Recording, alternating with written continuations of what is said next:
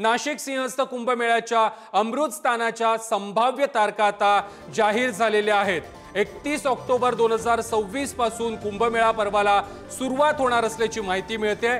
तर 24 जुलै 2028 पर्यंत कुंभमेळ्याची समाप्ती होणार असल्याची तारीख देखील आता समोर आलेली आहे। 2 ऑगस्ट 2027 ला पहिलं अमृत स्नान होणार आहे, तर 31 ऑगस्टला दुसरं आणि 11 सप्टेंबरला तिसरं अमृत स्नान हे पार पडणार आहे। मुख्यमंत्री देवेंद्र फडणवीसांच्या उपस्थितीमध्ये सध्या कुंभमेळ्यासंदर्भात नाशिकमध्ये महत्त्वाची बैठक सुरू आहे। या संदर्भात अधिक माहिती देत आहेत आमचे प्रतिनिधी किरण ताजने। किरण, नाशिकमध्ये होणाऱ्या सिंहस्थ कुंभमेळ्याच्या काही संभाव्य तारखा आता समोर आलेल्या आहेत। 2026 पासून या कुंभमेळ्याला सुरुवात होणार आहे।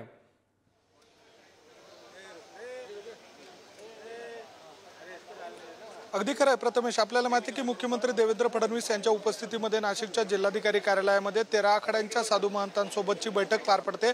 आणि यामध्ये प्रामुख्याने जर बघितलं तर आजच्या दिवशी नाशिकच्या ज्या कुंभमेळ्याच्या शाही स्नानाच्या ज्या तारखा आहेत त्या जाहीर केल्या जाणार आहे।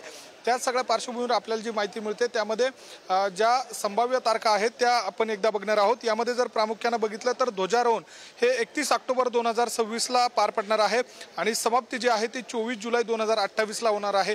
एकूणच हा संपूर्ण कुंभमेळ्याचा कार्यकाळ असणार आहे। नगर प्रदक्षिणा ही जी आहे ती 29 जुलै 2027 ला पार पडणार आहे आणि जे प्रथम अमृत स्नान आहे ते 2 ऑगस्ट, द्वितीय अमृत स्नान हे 31 ऑगस्ट आणि तृतीय अमृत स्नान हे 11 सप्टेंबर या काळामध्ये पार पडणार आहे। त्यामुळे एकूणच जर बघितलं तर जवळपास 12 महिन्यांचा असलेला कुंभमेळा यंदाच्या वर्षी जर बघितलं तर तो 22 महिन्यांचा हा संपूर्ण कार्यकाळ असणार आहे। आणि या सगळ्या पार्श्वभूमीवर आत्ताच्या घडीला जर बघितलं तर नाशिकच्या कुंभमेळ्याच्या पार्श्वभूमीवर या संभाव्य तारखांची जी आता सध्याच्या घडीला जी माहिती मिळते ती अतिशय महत्त्वाची आहे। आणि या सगळ्या पार्श्वभूमीवर प्रत्यक्षात देवेंद्र फडणवीस या कुंभमेळ्याच्या तारखांची जी घोषणा आहे ती थोड्याच वेळामध्ये करणार आहे। सध्याच्या घडीला या ठिकाणी जे बैठक आहे ती पार पडते आहे। साधू महंत या बैठकीला उपस्थित आहे आणि यामध्ये महत्त्वाची जी बाब आहे त्यामध्ये साधुग्रामचा विषय आहे। त्यासोबतच ज्या प्राधिकरणाची स्थापना करण्यात आलेली आहे त्यामध्ये साधू महंतांना देखील समावेश असावा अशा स्वरूपाची मागणी आहे। दुसऱ्या बाजूला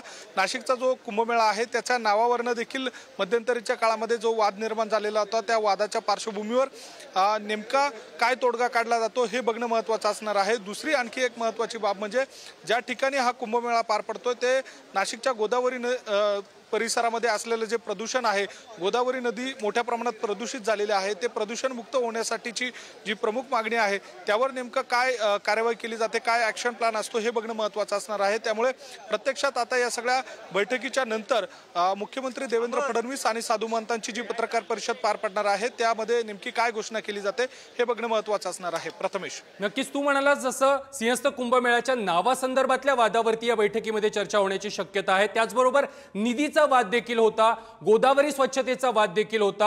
हा पूर्ण सिंहस्थ कुंभमेळा 22 महिने चालणार आहे, त्यामुळे निधी कशा प्रकारे राज्य सरकारकडून दिला जाईल, केंद्र सरकारकडून दिला जाईल या संदर्भातील काही माहिती येते का?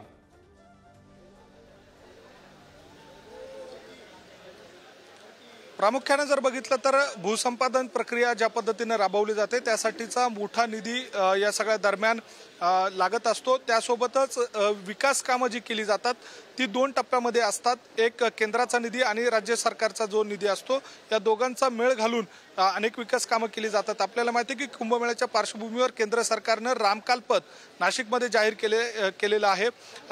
या सगळ्या रामकाल पथासाठी जो निधी जाहीर करण्यात आलेला आहे त्यामध्ये जवळपास 70 ते 75% जो निधी आहे तो केंद्र सरकारचा आहे आणि उर्वरित निधी राज्य सरकार आणि त्यासोबतच नाशिक महानगरपालिकेचा निधीतून हा रामकाल पथ उभारला जाणार आहे। अशी विविध जी कामे आहेत त्यामध्ये एसटीपी प्लांट असेल, गोदावरी स्वच्छतेच्या दृष्टीने अतिशय महत्त्वाचा असतो, त्याची जी अत्याधुनिक पद्धत वापरून तो एसटीपी प्लांट जर या ठिकाणी उभारण्यात आला, लवकरात लवकर त्याची कार्यवाही जर झाली तर त्यासाठीची लागणारी यंत्रणा आणि निधी यासाठी देखील केंद्राची मदत घेतली जाऊ शकते। दुसरी एक महत्त्वाची बाब म्हणजे त्र्यंबकेश्वर या ठिकाणी जे कुशावर्त आहे त्या कुशावर्ताच्या तिथं असलेली जी जागा आहे ती अतिशय छोटी आहे आणि त्या सगळ्या पार्श्वभूमीवर होणारी गर्दी बघता साधू महंतांची एकूणच असणारी त्या ठिकाणची जी रेलचेल असणार आहे त्या सगळ्या पार्श्वभूमीवर जर बघितलं तर त्या ठिकाणी जी जागा आहे ती कमी पडते आणि त्यामुळे दुसरं अतिरिक्त कुशावर्त निर्माण करून त्या ठिकाणी जी होणारी गर्दी आहे ती या ठिकाणी त्याची विभागणी करण्याचा देखील एक प्रयत्न असणार आहे आणि त्यासाठीची जी कार्यवाही आहे ती केंद्रस्तर आणि राज्यस्तर अशा दोन पद्धतीनं करावायची आहे अशा स्वरूपाची हालचाल देखील या सगळ्या काळामध्ये केली जाणार आहे। त्यामुळे महत्त्वाची बाब म्हणजे जो निधी वाटप केला जाईल त्यामध्ये असणारी जी विभागवारी आहे ती देखील महत्त्वाची या निमित्ताने या चर्चेच्या पार्श्वभूमीवर आपल्याला म्हणता येईल। अगदी किरण, धन्यवाद तुम्ही दिलेल्या सविस्तर माहिती संदर्भात। नाशिकमध्ये 2026 ला होणाऱ्या सिंहस्थ कुंभमेळ्यामध्ये मोठे बदल देखील करण्यात आलेले आहेत। यंदाचा सिंहस्थ कुंभमेळा हा 13 महिन्यांऐवजी 22 महिने चालणार आहे। नाशिक सिंहस्थ कुंभमेळ्यामध्ये प्रमुख 3 शाही स्नान हे पार पडणार आहेत। सिंहस्थ कुंभमेळ्यामध्ये 25 ऐवजी यंदा 42 पर्व होणार आहेत। 75 वर्षांनी येणाऱ्या त्रिखंड योगामुळे कुंभमेळ्यामध्ये एवढ्या मोठ्या प्रमाणावरती बदल हे करण्यात आले आहेत।